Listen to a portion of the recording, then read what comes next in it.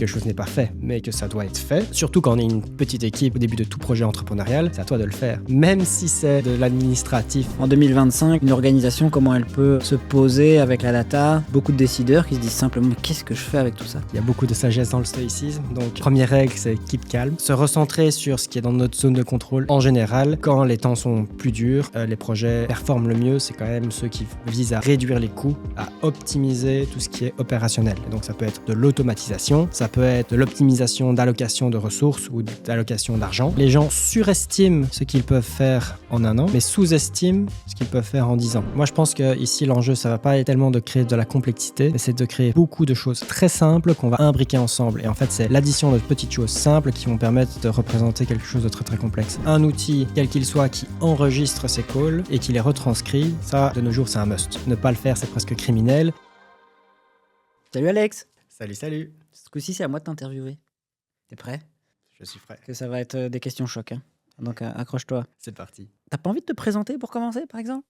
Oui, donc je m'appelle Alex Schuller, je suis Data Science Manager chez Agilitic.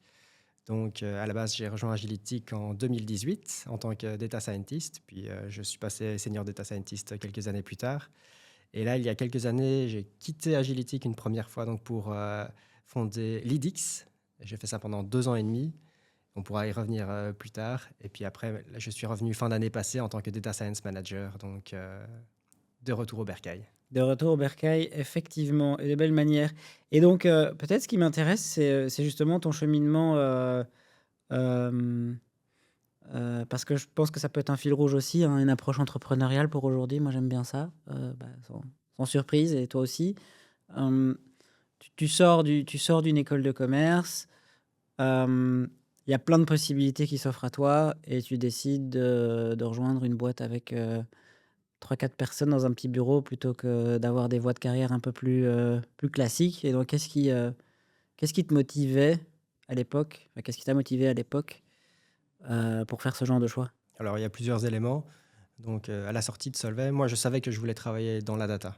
Et donc, en fait, j'avais plusieurs opportunités, dont des boîtes de consulting un peu plus généralistes. Et donc là, Agilitic se démarquait par le côté spécialisé en data science qui m'attirait beaucoup. Puis après, il y a un deuxième aspect super important, c'est l'aspect entrepreneurial. Agilitic, à l'époque, était vraiment une start-up. Maintenant, ça reste une boîte vachement dynamique, mais donc plutôt à échelle humaine où chaque contribution peut vraiment faire la différence. Et donc, c'est vraiment ça que je recherchais dans la boîte. Et dans tes premières années, qu'est-ce qui t'a marqué? Tu as des souvenirs marquants, même des anecdotes ou des choses qui te marquent par rapport à c'est quoi, 2018, 2022, 2021, ouais. Oui. Première anecdote, c'est peut-être par rapport à la culture d'entreprise. J'avais passé tous les rounds chez Deloitte, pour ne pas les nommer. Et je me souviens, le dernier round qui se passe très bien, mais avec le partenaire où globalement, tu arrives en costard et tu te serres la main à la fin de l'interview. Et puis, quand j'avais passé les interviews chez Agilitic, là, directement, je rentre dans la pièce et on se claque la bise. Et donc là, directement, on voyait que c'était une culture et un fil différent qui me correspondait beaucoup plus. Et puis ensuite, je pense qu'il y a beaucoup de choses qui ont été co-construites au sein d'Agilitic et c'est ça que je recherchais en principal, hein, comme je disais, c'est que chacun puisse contribuer aussi à la culture d'entreprise. Et donc, par exemple, j'ai vu l'émergence des vendredis crasses, le fait d'aller à un fast-food. Oui, vas-y, explique le vendredi Un crasse. vendredi crasse, c'est donc un fast-food le vendredi midi. Voilà, les team building qui sont faits de manière assez organique, etc.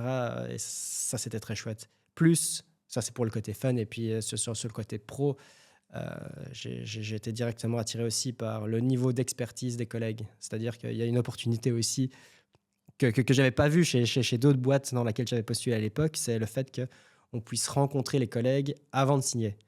Et moi, je trouve ça super important parce que quand on rejoint une start-up en particulier, mais c'est valable pour n'importe quelle boîte, je pense, on rejoint une équipe de gens avant tout, plus qu'un nom. Et donc là, le fait de voir les collègues, de voir un peu sur quoi ils travaillaient. Typiquement, je me souviens que Jérôme me montrait ses modèles de forecasting et j'étais vachement impressionné par le niveau de technicité qu'il y avait déjà dans le projet. Et c'est valable pour les autres projets aussi. Donc voilà, ça m'attire pas mal. Et ça, je pense que c'est une bonne recommandation quand on postule. c'est de toujours demander à voir, qui on va manager si on est manager et qui va être son supérieur, et voir son supérieur le supérieur de son supérieur et de demander, comment est-ce qu'on règle les problèmes? Comment est-ce que les problèmes sont tranchés si jamais j'ai un désaccord avec quelqu'un? Parce que c'est généralement là où, on voit de quoi la boîte se chauffe, s'ils sont un peu timorés, pour répondre ou s'ils disent: «Bah non, c'est comme ça» et ouais. J'aime bien, il y avait aussi une expression qu'on utilise toujours, à l'époque, c'était, hem, d'une semaine à l'autre, tu as l'impression qu'il y a rien qui change et puis d'une année à l'autre, il y a tout qui a changé et ça, c'était vraiment aussi, enfin, ça reste encore le cas, je trouve, mais évidemment, ça a tendance un peu allez, à se standardiser et cetera, mais au début, c'est quand même, tu dis que chacun contribue et c'est clair que les contributions de chacun étaient chaque fois monumentales parce que tu passes de 0 à 1 et donc c'est chaque fois des trucs impressionnants. 100% d'accord. Et donc tu fais quelques projets chez Agilitic. Il y a des types de projets qui t'ont marqué, en termes de ouais, d'exemples de peut-être des projets d'Agilitic, première époque, qui te sont restés? Des projets de lead scoring, typiquement. Donc, c'est cette méthodologie pour capter toutes les données qui sont à disposition d'une entreprise pour potentiellement prédire les clients qui ont le plus d'appétence pour certains produits. Donc ça permet d'optimiser les efforts marketing, d'être sûr de concentrer son budget là où ça a le plus d'impact. Et donc ça permet de scraper des données qui sont parfois publiques. Typiquement, dans le secteur B2B, il y a moyen de chercher beaucoup de données sur les entreprises qui ne sont pas encore clientes, d'identifier le plus haut potentiel pour pouvoir les attaquer. Donc ça, c'est un premier type de projet qui a toujours pas mal d'impact et que moi j'apprécie beaucoup. Un deuxième type de projet, là, c'est plutôt. Donc, dans le premier projet, on parlait d'augmenter ses ventes, d'augmenter ses profits, d'augmenter son reach commercial. Un deuxième type de projet, c'est diminuer les coûts. Et donc là, par exemple, on est dans une logique vraiment d'automatisation. Par exemple, pour une boîte dans le secteur télécom et les services techniques, ce qu'on a fait, c'est on a automatisé tout plein de processus de reporting, principalement du reporting financier et opérationnel. Et en fait, cette entreprise naviguait de manière mensuelle, mais fatalement, à chaque fois, c'était sur le mois précédent. Et donc, ils avaient très peu de marge de manœuvre en tant que manager pour prendre des décisions rapides et pouvoir rebondir sur la balle. Et donc là, ce qu'on a fait, c'est on a transformé ces reportings manuels, mensuels, en reporting journalier. Donc ça a permis de trouver directement les petits points de friction et de pouvoir agir au quotidien plutôt que d'attendre le rapport mensuel. Top. Mais après quelques années, tu décides de fonder ta boîte et donc qu'est-ce qui se passe dans ta tête à ce moment-là? Qu'est-ce qui te motive? Et voilà, quel est le déclencheur de ta réflexion et de ta décision? Donc, au moment où j'ai cofondé Lidix, j'étais chez Agiltic depuis 4 ans à peu près. Et donc, j'avais acquis déjà une bonne expertise technique en data science et en data. Et c'était sur ma bucket list vraiment de fonder quelque chose from scratch au moins une fois dans ma vie. Et donc, à ce moment-là, un ami de l'université, Morgan, m'a approché en me posant toute une série de questions techniques parce que lui aussi, il avait déjà un premier projet entrepreneurial, il avait envie d'en lancer un deuxième, beaucoup plus tech du coup. Et donc, vu qu'il savait que dans son groupe d'amis, bah, j'étais une des personnes les plus tech, bah, il se dit, OK, comment est-ce que tu ferais ceci? Comment est-ce que tu ferais cela? Et puis, une des dernières questions qu'il m'a posées, c'est, OK, bah, je cherche un cofondateur. Si tu étais moi, où est-ce que tu chercherais un CTO? Alors moi, tout naïvement, je lui ai répondu, bah voilà, tu peux aller voir les alumni de telle et telle école, tu peux aller voir potentiellement telle ou telle personne. Et puis, in fine, j'ai dit, ouais, ou sinon, en soi, moi, je suis intéressé. Et donc, voilà, suite à ça, on a eu pas mal de discussions et on a abouti à ce qui deviendra Lidix plus tard. Comment tu te sens quand tu te lances? Je dirais excité, principalement, excité, un peu effrayé aussi par l'ampleur de la tâche, même si en fait l'ampleur de la tâche, on le découvre au fur et à mesure, et heureusement, sinon personne ne se lancerait. Et oui, ça a été un moment de déclic où on se dit, OK, est-ce qu'on se lance ou on se lance pas? Et puis à partir du moment où on s'est lancé, là, ça va, on commit, et donc on sait que ça demande un sacrifice. Le sacrifice, en général, on sous-estime, et heureusement, encore une fois, parce que sinon on ne se lance pas, et puis après, on le découvre petit à petit. Et justement, est-ce qu'il y a des choses que tu as constatées ou que tu as découvert en lançant l'IDIX? Alors même si chez Agility, tu étais quoi? Tu étais peut-être le quatrième ou le cinquième dans l'équipe, donc tu étais un des tout premiers collaborateurs, donc tu avais déjà un peu été au moins participant, mais là tu es un peu moteur d'un projet entrepreneurial. Et quelles sont les choses que tu découvres, malgré le fait que tu aies déjà été dans une boîte qui démarre? Tu dis: «Waouh, en fait ça tu pas même pas forcément réalisé la première fois». Il y a des choses qui t'ont marqué quand tu as lancé ta boîte à toi? Oui, j'ai découvert une nouvelle définition de ce qu'est l'ownership. C'est-à-dire que bon, je pense que 100% des boîtes, en tout cas en Belgique, prônent l'ownership dans leurs valeurs ou au minimum dans leur communication. Il y a des boîtes qui l'appliquent au quotidien de manière plus ou moins assidue. Je pense que chez Agility, il y a vraiment cette culture de l'ownership, le fait d'être responsable de ses actions, le fait de commit et de délivrer ce qu'on a promis qu'on allait délivrer. Mais je me suis rendu compte qu'avec la casquette de founder, ça allait encore un step plus loin. Euh, et typiquement, c'est ça que j'appelle aussi dans la partie sacrifice, c'est voilà, quand quelque chose n'est pas fait, mais que ça doit être fait. Surtout quand on est une petite équipe, ce qui est le cas a priori au début de tout projet entrepreneurial, c'est à toi de le faire. Même si c'est de l'administratif débile, même si c'est corriger quelque chose qui aurait dû être fait par une autre personne, mais in fine, bah, ça retombe toujours bottom line sur les founders. Et donc, c'est pour ça que tu prévois jamais de faire des heures de taper, mais in fine, parfois tu fais des heures de taper, travailler les week-ends, etc., pour rattraper des choses, parce qu'au final, tu sais que c'est littéralement une question de vie ou de mort, parfois, pour ton projet entrepreneurial. Au plus tôt tu es dans ton trajet entrepreneurial, au plus haut est le risque de faillite. Et donc, voilà, couteau entre les dents, il faut faire ce qu'il faut faire. Et donc, voilà, ça a été un des gros learnings. Et donc, bah, l'aventure Lidix continue, et donc vous avez une belle traction. Et puis tu reviens. Et donc comment s'opère ce retour en force, si j'ose dire? Mais donc, effectivement, l'IDIX a bien grandi, hein. On était arrivé à une équipe de 7-8 personnes. Globalement, sur la fin, on a eu une divergence de vision avec mon associé. Donc là, d'un commun accord, j'ai revendu mes parts à mon associé. Comme ça, euh, on se quittait en bon terme à ce niveau-là. Et puis, voilà, est venue la question, what's next? Qu'est-ce que j'allais faire? Et donc là, globalement, moi, je m'étais promis de ne pas prendre de décision hâtive. J'avais pas envie de directement sauter sur la première opportunité, etc. Je voulais justement profiter de l'occasion pour prendre quelques mois pour vraiment me poser, OK, qu'est-ce que je recherche? Qu'est-ce que je veux faire? Est-ce que c'est un nouveau projet entrepreneurial? Est-ce que je reviens comme employé? Quelles sont un peu mes possibilités ici? Et puis, à ce moment-là, plus ou moins dans le même timing, ben nous, on n'a jamais perdu contact, hein, toi et moi. Donc, je me souviens, j'ai posté ça sur LinkedIn. J'ai annoncé que je quittais l'IDIX, et je crois le lendemain ou quelque chose comme ça, tu m'as envoyé, faut qu'on mange. Et, et donc, on est allé manger ensemble, on a discuté, bien sûr. Mais à ce moment-là, je t'avais déjà dit, voilà, je suis dans ma période, je ne prends pas de décision. Et pendant donc cette période où je ne prends pas de décision, ben, j'ai beaucoup réfléchi et j'ai listé un petit peu ce que je recherchais dans mon next move.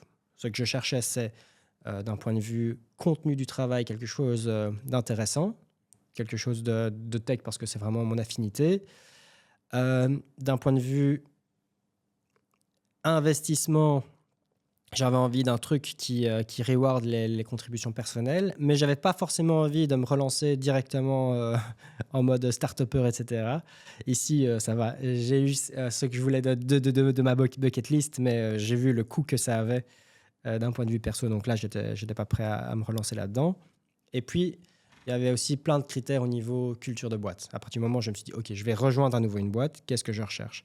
Ce que je recherche, c'est, comme je disais, une boîte qui valorise l'ownership, la contribution personnelle, avec un environnement sain, avec des gens que j'apprécie, que je valorise. Et en fait, en faisant cette liste, c'est apparu un peu comme une évidence que Agility correspondait déjà à tous ces critères. Et quelque part, pourquoi chercher ailleurs ce que j'ai déjà? Et donc, c'est là où je t'ai renvoyé un message pour dire, je pense qu'on peut aller pour un deuxième petit resto.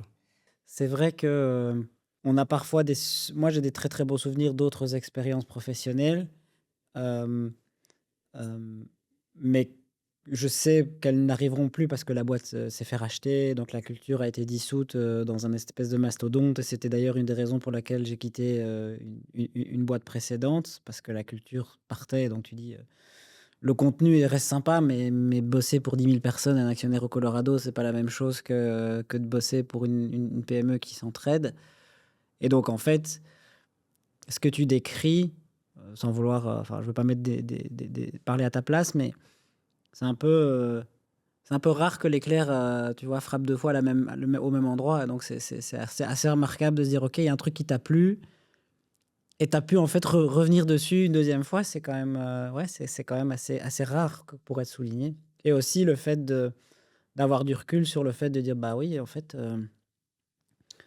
tu pourrais aller chercher, plein de trucs ailleurs, mais peut-être que même certainement l'herbe est pas beaucoup plus verte ailleurs». De savoir ce que tu veux, c'est super, c'est super intéressant et dernière remarque avant que je te pose une autre question, c'est, l'entrepreneuriat. La façon dont je résume, c'est que tu as un entrepreneuriat plutôt vocationnel où tu as un truc dans tes tripes et tu as envie d'exister sur terre pour cette raison-là et donc c'est vocationnel et donc tu ne te vois pas faire autre chose et puis un entrepreneuriat plutôt de de transformation d'entreprise. Tu achètes une entreprise, tu améliores la performance et puis tu la revends et il y a pas de mauvaise façon de faire de l'entrepreneuriat. Je trouve que c'est 2 façons différentes. Mais c'est sûr que, tu vois, ce que tu décrivais, à savoir, hem, refaire les efforts, refaire bosser comme un tapé pour lancer la chose. C'est sûr que nous, c'est ça qui continue à nous pousser vers l'avant parce que l'idée de se dire, «Ah, t'as pas envie de revendre ta boîte et de refaire autre chose?» Non, non, je me souviens encore de comment j'ai vécu il y a 9 ans. Je ne veux pas le refaire de sitôt. Si c'est pour refaire exactement la même chose que je fais aujourd'hui, je veux bien garder ma boîte comment dire? Ma boîte de 9 ans, avec toute son assise et toute son expérience plutôt que de devoir recommencer de zéro parce que c'est beaucoup plus compliqué. Donc oui, l'entrepreneuriat, effectivement, il y a l'entrepreneuriat vocationnel d'une part et l'entrepreneuriat plutôt, allez, technique d'autre part, quoi et c'est sûr que, heu, si tu es dans une démarche vocationnelle où tu dis: «Bah, non, c'est ça que je me vo j'existe, professionnellement pour ce type de valeurs», ouais, autant continuer plutôt que dans des valeurs sûres plutôt que de repartir de zéro. Ce qui m'intéresserait de savoir, c'est, donc tu as fait un break, enfin, tu as fait un break, tu as loin de faire un break comme tu viens de nous l'expliquer, c'était pas des vacances. Mais donc tu t'es «absenté» entre guillemets d'Agility pendant 2 ans. Dans la façon de travailler, même le métier de la data en général, qu'est-ce qui est resté le même et qu'est-ce qui a radicalement changé, dans les 2 ans, où lesquels tu as été peut-être moins directement impliqué sur des projets, data comme, bah, les data science? Je vais d'abord commencer peut-être par ce qui n'a pas changé. Ce qui n'a pas changé, je trouve, c'est la culture d'entreprise, c'est l'équipe, c'est l'énergie de l'équipe, et cetera et c'est vraiment ça que je recherchais à nouveau donc c'est génial. Ce qui a changé, je dirais, c'est rien de radical ou en rupture. C'est quand même très, très consistant avec ce qu'il y avait avant, mais c'est, plein de points d'amélioration, je dirais, qui donc aujourd'hui sont mieux. Par exemple, heu, il y a une méthodologie qui est beaucoup plus assise sur toute une série de thématiques, étant donné que, fatalement, on a 300-350 projets plus, réalisés, avec succès chez nos clients. Donc ça veut dire que quand on fait un nouveau cas, on l'a déjà fait plusieurs fois, on a appris nos erreurs, on sait ce qui marche moins bien, et donc on peut être beaucoup plus assertif dans la manière de faire et gagner du temps. Et donc ça, c'est quelque chose qui, en 2 ans, s'est bien étoffé. Donc ça, c'est top d'un point de vue méthodo, référence et manière de faire. Il y a une partie aussi, je dirais, documentation et processus en général. Donc, il y a beaucoup de choses qui se sont professionnalisées. La manière dont on va démarcher un client, les étapes d'onboarding, que ce soit des collègues ou des clients, la manière dont on va suivre les projets, la manière dont on va monitorer et optimiser certaines choses. Donc, tout ça, c'est des améliorations, mais je n'ai pas vraiment vu de rupture. Si on prend la perspective d'une entreprise qui fait appel au service d'un agilitique, qu'est-ce qui a changé? Parce qu'il y a beaucoup d'entreprises qui sont un peu aux abois, alors en termes d'incertitude macroéconomique. On va pas se cacher qu'en ce moment, c'est un peu volatile et il suffit d'ouvrir son application d'information tous les matins et il y a un truc nouveau qui se passe, et il y a une nouvelle décision et quelque chose qui se passe. Mais aussi la technologie, elle évolue super vite, euh, avec les agents dans tous les sens, les IA dans tous les sens. Euh, et donc, en 2025, une organisation, comment elle peut voilà, se calmer, se poser avec la data en se disant, OK, il y a de la volatilité de taper sur le marché et dans le monde en général, et la technologie, ça évolue tous les jours. Comment est-ce que je m'en sors, en fait? Qu'est-ce que je fais? Parce que finalement, il y a beaucoup de décideurs qui se disent simplement, mais qu'est-ce que je fais avec tout ça? Alors, d'un point de vue général, je dirais rester stoïque. Il y a beaucoup de sagesse dans le stoïcisme. Donc, première règle, c'est keep calm. Euh, Se recentrer sur ce qui est dans notre zone de contrôle et ce qui ne l'est pas. Ce qui ne l'est pas, c'est les conditions macroéconomiques. Ce qui l'est, c'est nos processus, nos efforts commerciaux, nos efforts opérationnels. Et donc là-dessus, il y a beaucoup de choses à aller chercher. En général, quand les temps sont plus durs, les projets qui performent le mieux, c'est quand même ceux qui visent à réduire les coûts, à optimiser tout ce qui est opérationnel. Et donc ça peut être de l'automatisation, ça peut être de l'optimisation d'allocation de ressources ou d'allocation d'argent. Et donc ça, tous ces projets-là sont d'autant plus importants dans un contexte d'incertitude. Et je dirais aussi d'un point de vue pratico-pratique, là, je pense que Agility a aussi une belle carte à jouer. C'est qu'au plus il y a d'incertitudes dans le marché, au moins on a envie de prendre des risques sur nos prestataires, par exemple. Et donc là, avoir une boîte comme Agility qui fait de la data science depuis 10 ans, qui a 350 projets à son actif, ça inspire plus confiance que le nouveau venu qui a installé ChatGPT et qui se targue d'être expert AI. Donc ici, je pense qu'il y a vraiment aussi une réflexion stratégique. Et puis aussi, petite boîte versus grosse boîte. Je parle aux plus grosses boîtes de consulting. En cas d'incertitude, mieux vaut avoir une plus petite équipe, mais avec des experts qui ont de l'expérience, qui ont déjà fait le rodéo plusieurs fois, versus faire appel à des boîtes qui sont plus grandes, qui ont plus une culture d'engager des centaines de juniors à l'appel et qui, du coup, ont une moins grande garantie sur l'impact et sur les délais et budgets. Si un dirigeant d'entreprise vient te voir et qui te dit, je voudrais lancer une équipe de data scientist, même en interne, quel type de compétences tu vas dire à ce dirigeant pour lesquelles il faut être vraiment attentif? Donc, fais attention à ce type de profil, c'est ce type d'attitude, ce type de compétences qu'il faut, technique ou non technique, qu'il te faut dans ton équipe, si tu veux commencer à monter en compétences par rapport à cette thématique. Je dirais que d'un point de vue technique, c'est un peu la base, donc il faut quand même un minimum technique. Mais ce n'est pas le facteur différenciant, dans le sens où il y a plein de ressources à disposition gratuites ou via des formations, des organismes, etc. Donc il y a moyen de monter très facilement en compétences techniques de nos jours. Par contre, en termes de, je dirais, compétences non techniques, ça c'est plus difficile à enseigner et donc c'est plus important pour démarquer un petit peu les différents candidats, candidates. Typiquement, l'empathie client, que ce soit dans un setup de consultance ou dans un setup même interne, c'est avoir la capacité de bien comprendre le problème pour pouvoir le résoudre.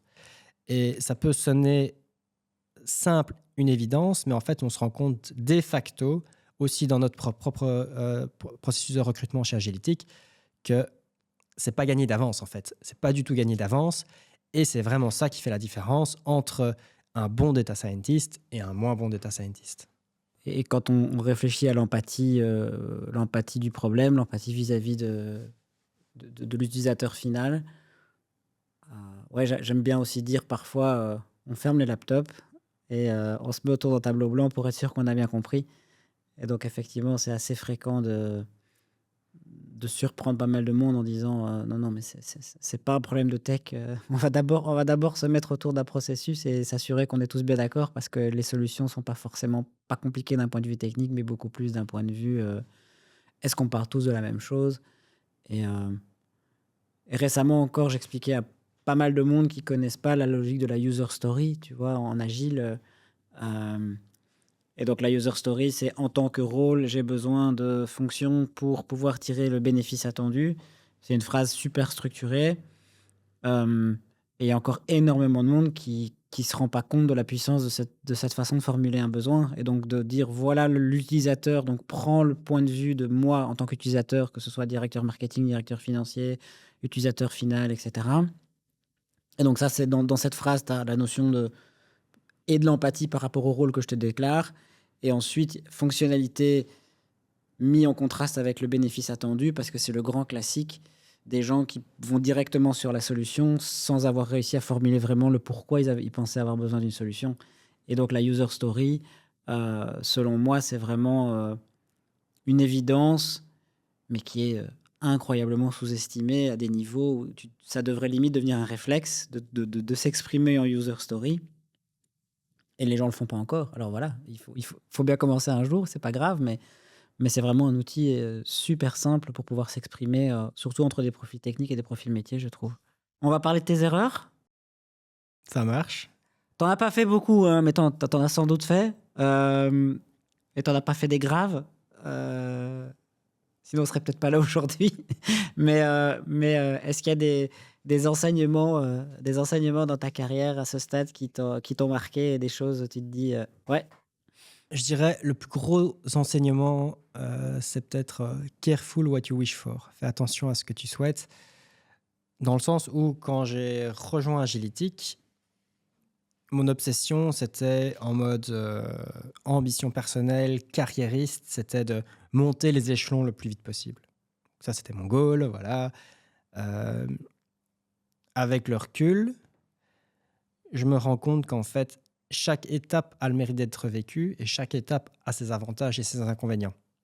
Et donc, par exemple, je me rendais pas forcément compte que à chaque échelon franchi, il y avait des responsabilités additionnelles et qu'au final, des responsabilités additionnelles, ça sonnait, ça sonnait bien en termes de statut sur LinkedIn, etc.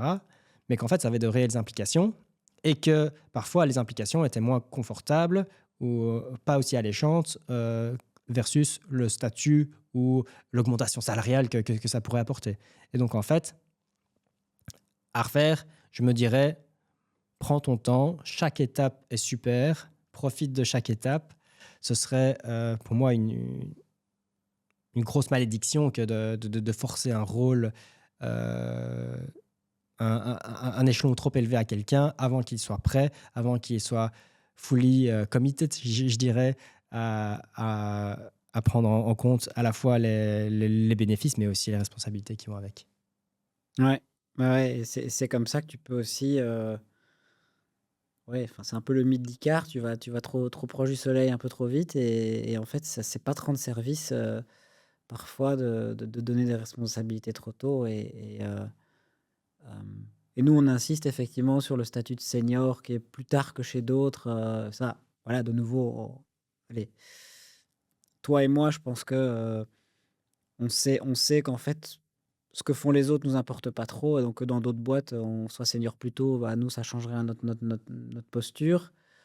Mais chez nous, ça veut vraiment dire quelque chose et donc c'est sûr que c'est pas un titre qu'on donne, simplement par ancienneté et c'est vrai que culturellement, c'est parfois dur à communiquer. En tout cas, c'est un travail permanent d'éduquer bien les équipes en disant: «Oui, mais c'est une responsabilité quand même, une fois que tu passes un certain niveau de fiabilité et puis de tendre vers l'exemplarité et si on attend de toi ça trop tôt, bah, tu c'est pas forcément rendre service, effectivement».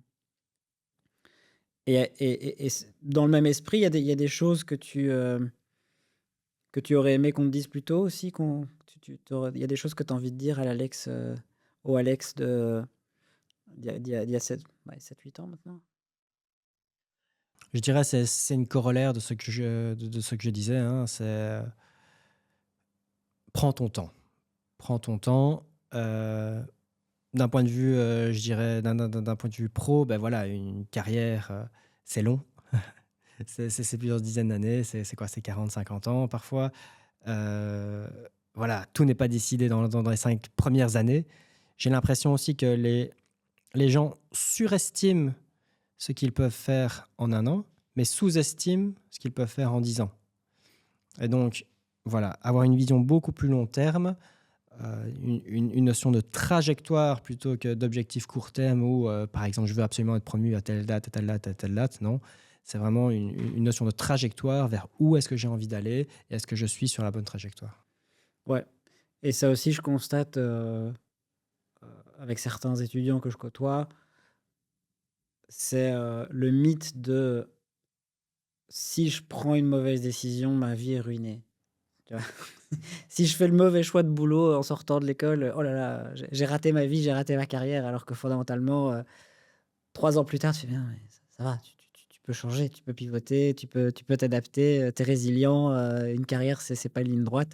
Il y a pas de panique, et donc hem, c'est clair que c'est important de bien réfléchir à ses choix de carrière, mais en même temps, il faut se donner le droit d'explorer, le droit de tester des expériences, et puis de revenir, si on estime que finalement, bah, c'était pas si mal avant, voilà, je pense que c'est important de pas trop se mettre la pression sur, le côté final de certains choix. Et hem, c'est chez Amazon qu'ils ont cette matrice, tu vois, de prise de décision.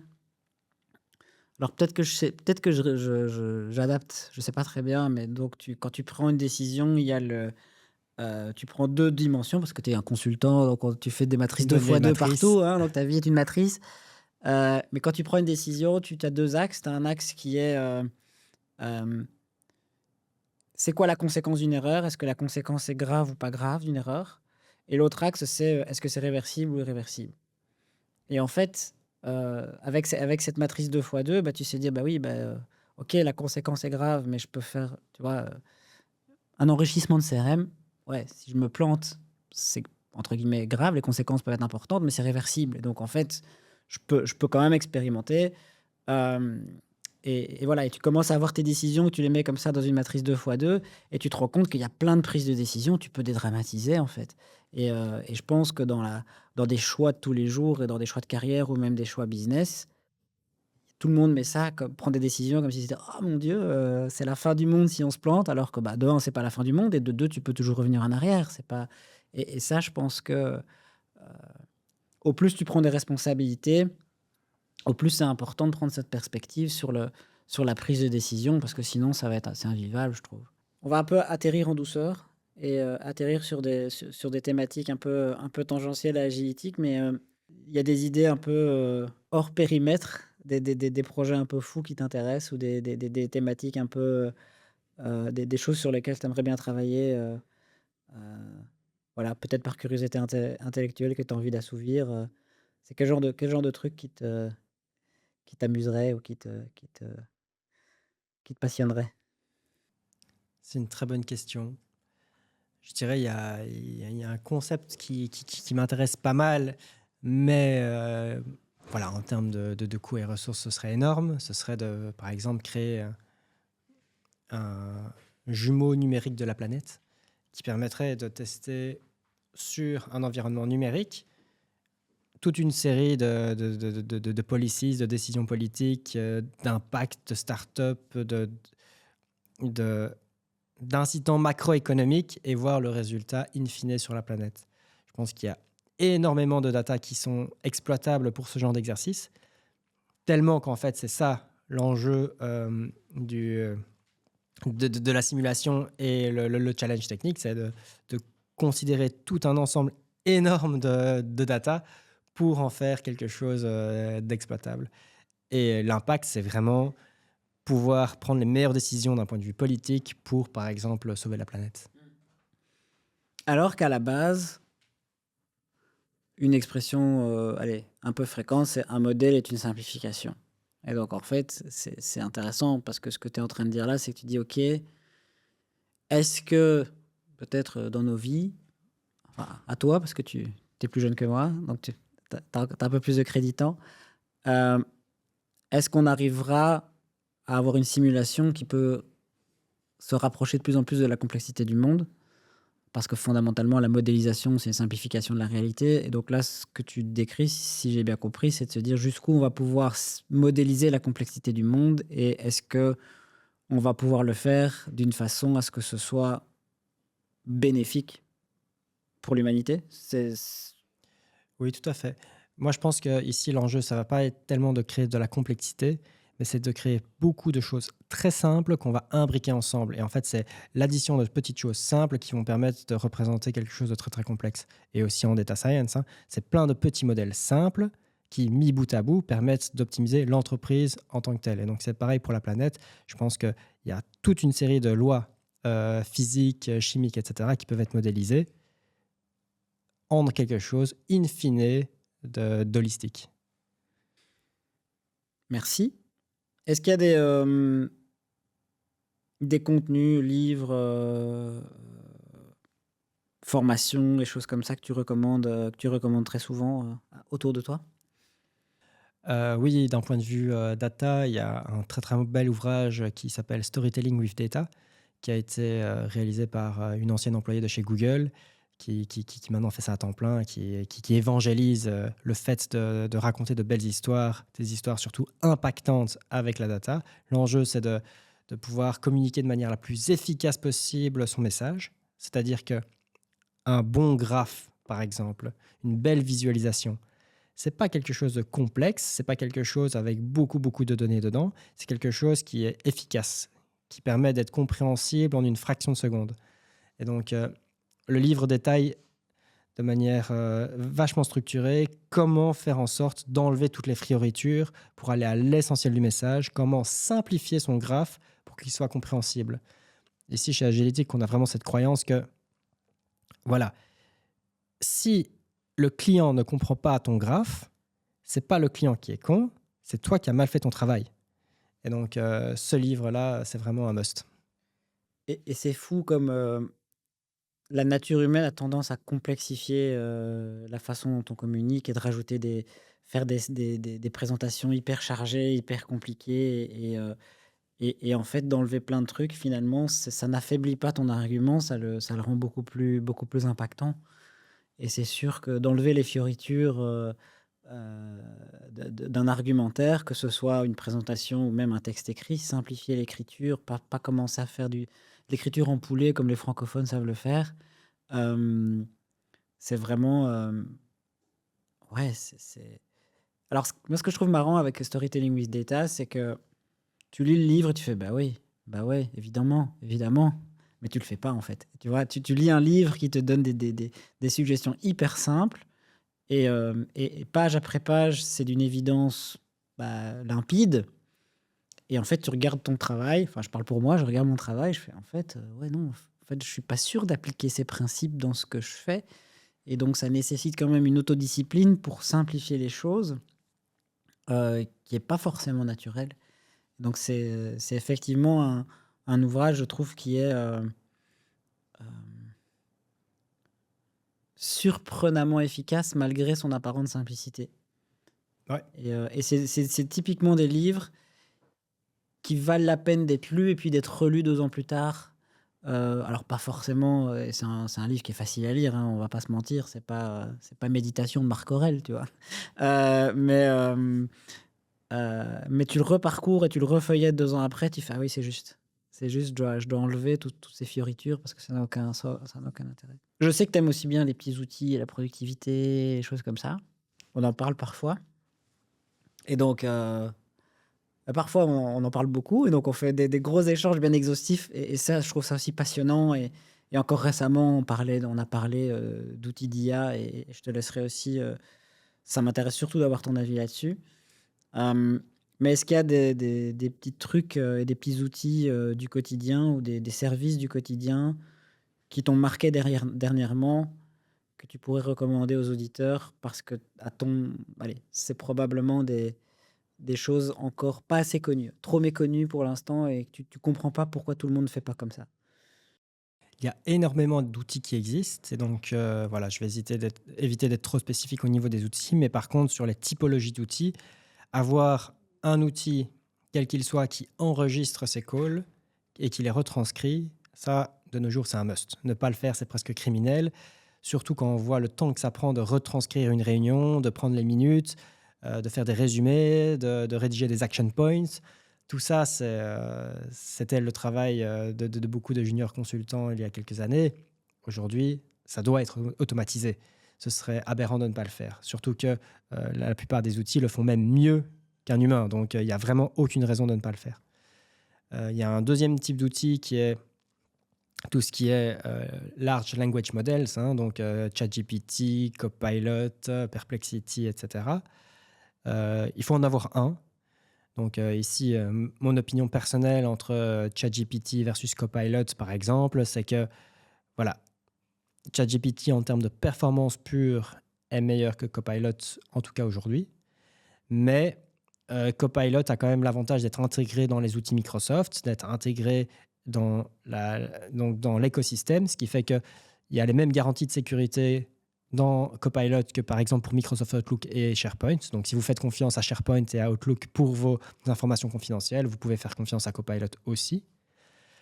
Et puis après, il y a aussi une troisième possibilité, c'est d'utiliser des tools enterprise, par exemple des licences Perplexity professionnelles ou même développer votre propre IA interne, comme certaines boîtes le font, ce qui permet d'avoir encore une couche de sécurité supérieure et de pouvoir fine-tuner tout ça. Donc ça, c'est un deuxième type d'outil qui est super intéressant. Et puis après, je dirais, il y a une troisième catégorie un peu plus fourre-tout avec voilà, toute une série d'outils qui permettent d'enlever des petites frictions du quotidien.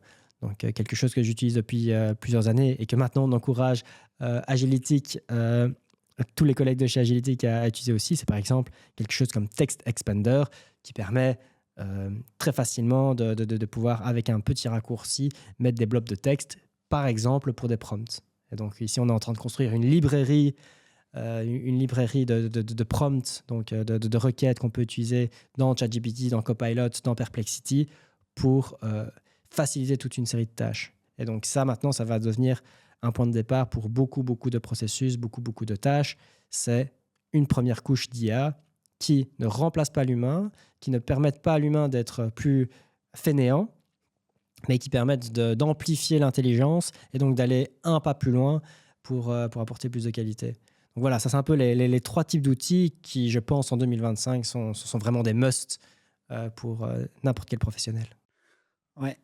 On a récemment changé notre politique par rapport aux outils d'IA, hein, comme tu le sais. Il y a 1 an de ça, on avait tendance à dire, et particulièrement dans tout ce qui est génération de code, qui est assez sensible. Et on a toujours une approche être extrêmement prudente et extrêmement critique de ce que génèrent ces outils et évidemment sécurisés. Euh, on a évolué aussi parce que il n'y a pas longtemps, on réservait ce type d'outils à celles et ceux qui avaient quelques années d'expérience pour pouvoir avoir un esprit critique avant de commencer à utiliser ces outils. Euh, on commence à évoluer vers quelque chose de différent où on va quand même donner accès à ces outils à toute l'équipe parce que les gains en efficacité et en productivité et aussi en intelligence en valent la peine et se brider même au niveau allez, moins expérimenté de nos collègues, c'est pas forcément une bonne idée sur le long terme. En revanche, il faut absolument bien former les équipes, sensibiliser aux limites des outils. Mais comme l'a dit le patron de Shopify il y a quelques temps, ne pas utiliser ces outils en 2025, chez nous en tout cas, ce n'est plus possible, quoi. C'est plus acceptable. Si tu es bloqué dans une prise de décision, si tu dois faire une première version d'un document et que tu ne te fais pas aider par un outil comme ça, pour au moins essayer de clarifier ta pensée, ben, en fait, c'est se compliquer la vie et c'est se ralentir et c'est pas ce qu'on attend d'une équipe performante. Et donc, faut pas évidemment gober tout ce que ces outils nous racontent, mais c'est quand même vachement puissant et c'est avéré que tu peux gagner 30 à 40 de productivité dans notre métier et donc je pense que, même nos clients, n'apprécieraient pas qu'on rajoute 30 à 40 de budget supplémentaire, tout ça parce qu'on fait la fine bouche par rapport à ce genre d'outils, quoi. Et donc c'est à nous de les utiliser intelligemment, heu et pour ça, j'ai aucun doute. Mais en 2025, c'est clair que c'est indispensable avec, hem, cette nuance qu'il faut bien cadrer ça et offrir des environnements sécurisés. Parce qu'aussi ce que tu veux éviter, c'est d'avoir des équipes qui, faute d'outils internes efficaces, vont commencer à aller, sur ChatGPT version publique et commencer à faire du copier-coller d'informations confidentielles et là, c'est super dangereux et il y a un côté inévitable à ce genre de technologie et donc si une organisation ne donne pas à ses équipes les moyens heu, de rester honnête, donc c'est ça une expression qui vient du monde enfin, la première fois que j'ai entendu, c'était dans le monde des médias, à l'époque où il y avait de la enfin, il y a toujours la piraterie, mais c'était, heu heu, piraterie de films, des copies de DVD qui commencent à circuler sur internet, donc ça te dit mon âge si c'était le début de ça, et l'expression c'est, «Keep honest people honest» et donc tu dois donner à tes collègues des technologies qui leur donnent pas envie d'aller voir ailleurs. Alors que ce sont des gens fondamentalement honnêtes, mais si tu leur donnes pas des choses qui vont, heu, alléger certains grosses frustrations de travail, bah, ils vont chercher des solutions naturellement et là, ça risque de créer des problèmes et il y a plus d'excuses en 2025 de trouver des solutions qui, à minima, donnent des fonctionnalités qui sont suffisantes, je trouve. Donc oui, mais c'est passionnant, je trouve que c'est une période super passionnante parce que, tu vois, en l'espace de quelques mois, bah, notre métier, change radicalement et par contre, ce qui change pas, c'est les besoins les besoins des organisations. C'est peut-être là-dessus Ouais. qu'on peut conclure. Si tu avais, juste, allez, quelques dizaines de secondes dans l'ascenseur, et que tu croises un décideur qui dit: «Ouais, je suis quand même sceptique sur la data», qu'est-ce que qu'est-ce que tu lui dirais? Je lui dirais que c'est un peu comme le changement climatique, c'est-à-dire que c'est plus un débat de l'impact sur la planète de l'activité humaine, sur la détérioration du climat. C'est pareil dans l'IA. L'IA contribue à la productivité des entreprises, ça c'est indéniable. Ce qui fait que ne pas exploiter l'IA pour booster sa productivité, ses ventes, diminuer ses coûts, etc., ben, vous accumulez du retard par rapport à votre concurrence. Donc chaque jour qui passe, c'est un jour de retard supplémentaire. Après, la bonne vieille expression, le meilleur moment pour planter un arbre, c'était il y a 20 ans. Le deuxième meilleur moment, c'est aujourd'hui. C'est pareil pour l'IA. Donc ici, je dirais, le conseil, c'est vraiment ça. C'est d'investiguer les possibilités à ce niveau-là, avec le point d'attention super important, c'est de ne jamais perdre de vue le problème et de commencer par le problème d'abord. C'est-à-dire que c'est une mauvaise idée d'essayer d'appliquer l'IA partout. Mieux vaut prendre le problème à l'envers, c'est-à-dire d'abord asseoir autour de la table, ne pas parler d'IA, mais parler des problèmes par département. Qu'est-ce qui est le plus chronophage? Qu'est-ce qui vous empêche de faire plus de ventes? Qu'est-ce qui vous empêche de dormir la nuit, pour ainsi dire? Et à partir de là, uniquement dans une deuxième étape, voir ce que l'IA peut solutionner ou pas. Il y a beaucoup de projets qui ne sont que partiellement de l'IA, ou alors pas du tout. Et là, on rentre dans des projets d'automatisation qui sont à haut impact aussi, mais donc qui sont quelque chose qui est corrélé, mais qui n'est pas indissociable de l'IA. Rien à redire. Merci Alex. Merci beaucoup.